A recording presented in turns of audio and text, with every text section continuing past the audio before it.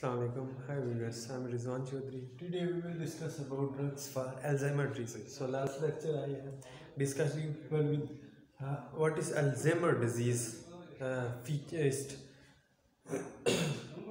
symptoms of Alzheimer's disease. So today we will discuss about the treatment strategy for Alzheimer's disease. तो Alzheimer disease के बारे में हम discuss कर रहे हैं. So before watching my video please like and subscribe my channel and press the bell icon. So next Alzheimer disease के बारे में हम डिस्कस कर रहे थे. आज इसके ट्रीटमेंट के बारे में देखेंगे कि मेमोरी लॉस हो जाती है, ठीक है, तो कैसे इसकी सिम्टम्स हैं कि आप चीज़ों को भूल जाते हैं, याद नहीं रहती, ठीक है, कहाँ पे चीज़ें रखी हैं उसका बिल्कुल भी आप डिफरेंशिएट पूरे जजमेंट होगी आपकी, ठीक है, तो ये डिफरेंट एक्सेट्रा. तो टुडे ट्रीटमेंट इसका ये है कि एसिटाइल कोलिन का जो लेवल है उसको आप इंक्रीज़ करते हैं, ठीक है. और कैसे इंक्रीज़ करेंगे? जो कोलिन स्ट्रेस इंजाइम इसकी ब्रेक डाउन कर रहा है उसको डिक्रीज़ करते हैं, ठीक है, उसके लेवल को डिक्रीज़ कर दें या उसको ब्लॉक करवा दें, तब ही मेटाबॉलिज्म जो होगी एसिटाइल कोलिन की वो डिक्रीज़ होगी. तो हमारे पास जो इसकी डेफिशिएंसी है वो अचीव हो जाएगी, वो एकुमुलेट हो जाएगा ब्रेन में और अपना रिक्वायर्ड इफेक्ट देगा. तो दो क्लासेस आती है हमारे पास जो अल्जाइमर डिजीज़ की ट्रीटमेंट में हमारे पास दो क्लासेस आती हैं. नंबर 1 है एसिटाइल कोलिन स्ट्रेस इनहिबिटर, ठीक है, और सेकंड है NMDA रिसेप्टर एंटागोनिस्ट. अब पहली क्लास में अगर देख लेते हैं हम एसिटाइल कोलिन स्ट्रेस इनहिबिटर, तो इसमें ग्लेंटामाइन है, डोनिजिपिल है और रिविस्टिगमीन है. मैकेनिज्म ऑफ एक्शन ये है कि ये सेलेक्टिवली और रिवर्सिबली बाइंड होंगी कोलिन स्ट्रेस के साथ और ब्लॉक कर देंगी इसकी जो फंक्शनिंग होगी, इसकी एक्टिविटी होगी, ठीक है. तो हमारे पास अब जैसे ही ये हमारे पास एसिटाइल कोलिन है, ठीक है, अब ये वेजिकल में स्टोर हो गया है. अब ये जब इसकी यहाँ से सिग्नल जाएगा, वेजिकल से रिलीज़ होगा और हमारे पास आके साइनेप्टिक क्लेफ्ट में ये रिलीज़ होगा. अब ये इसके muscarinic receptor, pre muscarinic receptor और निकोटिनिक रिसेप्टर. अब एसिटाइल कोलिन यहाँ पे आया है और अपने पोस्ट साइनेप्टिक रिसेप्टर के साथ जब बाइंड कर गया, अब जब बाइंड करेगा रिक्वायर्ड इफेक्ट देगा, देन यहाँ से जब फ्री होगा तो हमारे पास इसकी क्या हो जाएगी, ब्रेक डाउन हो जाएगी. अब जो एसिटाइल कोलिन स्ट्रेस एंजाइम होगा वो एसिटाइल कोलिन की ब्रेक डाउन करेगा एसीटेट में और कोलिन में. अब हम क्या करेंगे, जब एसी इनहिबिटर यूज़ करेंगे एसिटाइल कोलिन स्ट्रेस इनहिबिटर, तो ये क्या करेंगे, एसिटाइल कोलिन की जो ब्रेक डाउन है कोलिन और एसीटेट में उसको क्या कर देंगी, ब्लॉक कर देंगी. और उसकी हमारे पास एसिटाइल कोलिन की एक्यूमुलेशन हो जाएगी ब्रेन में और अपना जो रिक्वायर्ड इफेक्ट होगा एसिटाइल कोलिन की लेवल को मेंटेन करेगा और टेम्परेरी रिलीफ मिल जाएगा हमें अल्जाइमर डिजीज़ से, ठीक है.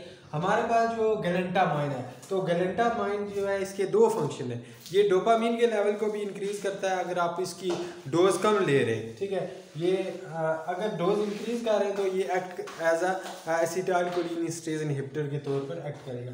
और ये निकोटिनिक रिसेप्टर जो होगा एलोस्टेरिक साइड पे वहाँ पे आके अटैच हो जाता है और अपना रिक्वायर्ड इफेक्ट देगा, ठीक है, देन पोस्ट सिनेप्टिक के साथ.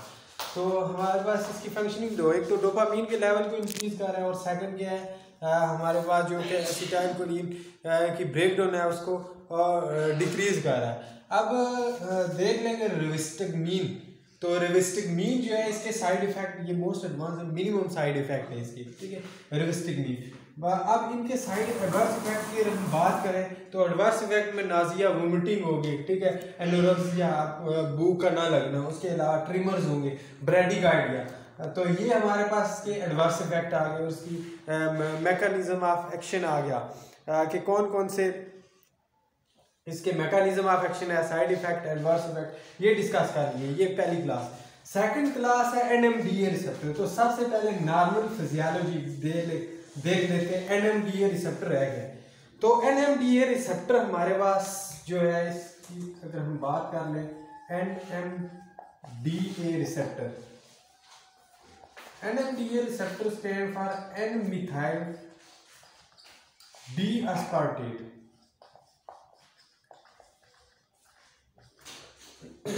इसको हम ग्लूटामेट रिसेप्टर भी कहते हैं या आयन चैनल प्रोटीन रिसेप्टर भी कहते हैं.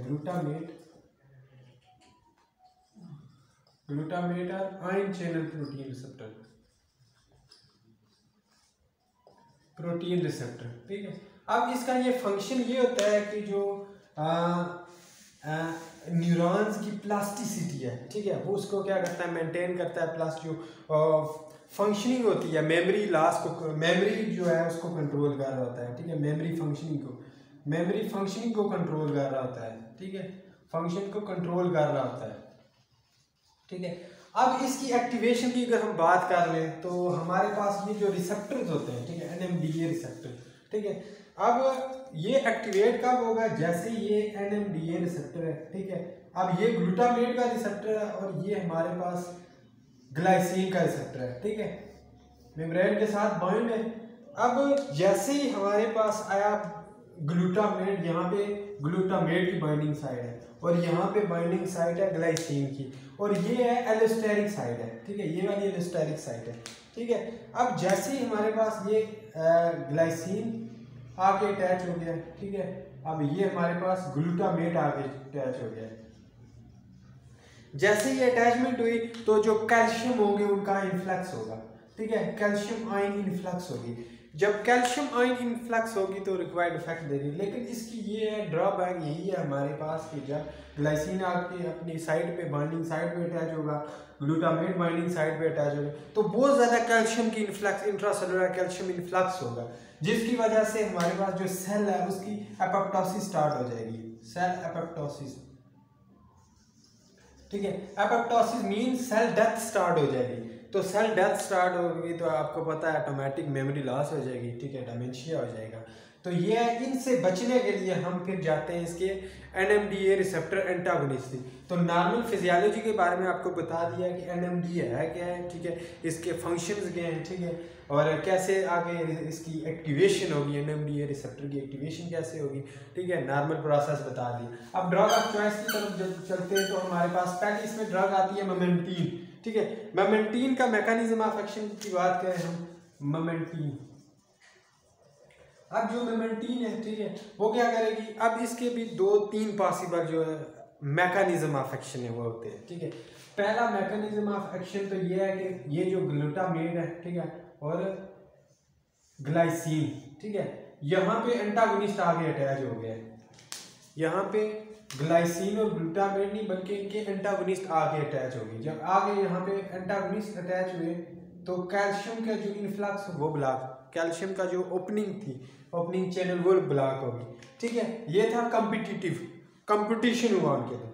सेकंड मैकेनिज्म ये है कि नॉन कॉम्पिटिटिव, नॉन कॉम्पिटिटिव में ये होगा कि ग्लाइसिन के साथ जो एलोस्टेरिक साइड है वहां पे आगे एंटागोनिस्ट आगे अटैच हो गया, ठीक है, और ये ग्लूटामेट है, जब अटैच हो गया तब भी इसने क्या किया है, इसको ब्लॉक कर दिया, कैल्शियम का जो गेट था उसको ब्लॉक कर दिया, कैल्शियम की इन्फ्लक्स नहीं होगी, जब इन्फ्लक्स नहीं होगी तो हमारे पास सेल एपोप्टोसिस या सेल डेथ नहीं होगी, डिमेंशिया नहीं होगा।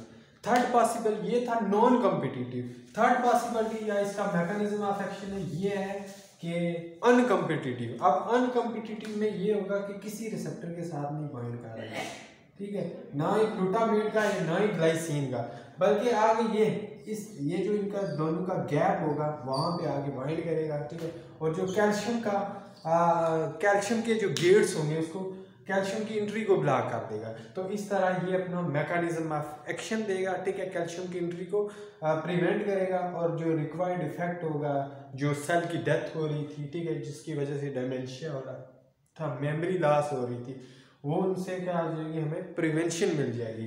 तो ये थे इसका मैकेनिज्म ऑफ एक्शन के। There are 2 choice of drug in case of Alzheimer disease. First one is to decrease the breakdown of acetylcholine in the brain and to accumulate the level of acetylcholine in brain by using acetylcholine esterase inhibitor drugs that is donepezil, galantamine and rivastigmine, ठीक है। Their side effect are adverse effect are nausea, vomiting, anorexia, bradycardia.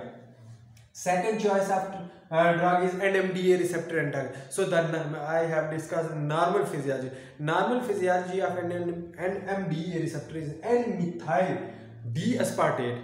It is also called glutamate or ion channel protein receptor.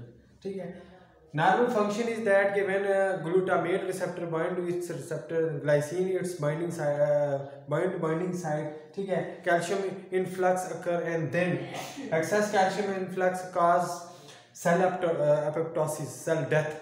So we have to prevent this activation of NMDA receptor by using antagonist that is memantine. So memantine compete and non-compete through mechanism of action, perform its action and block the path of calcium, the entry of calcium inside the cells.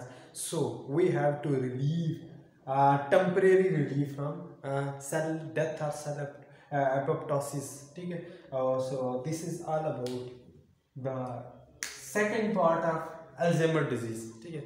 Anyone have any question related to this? You can ask in comment box. Thank you very much.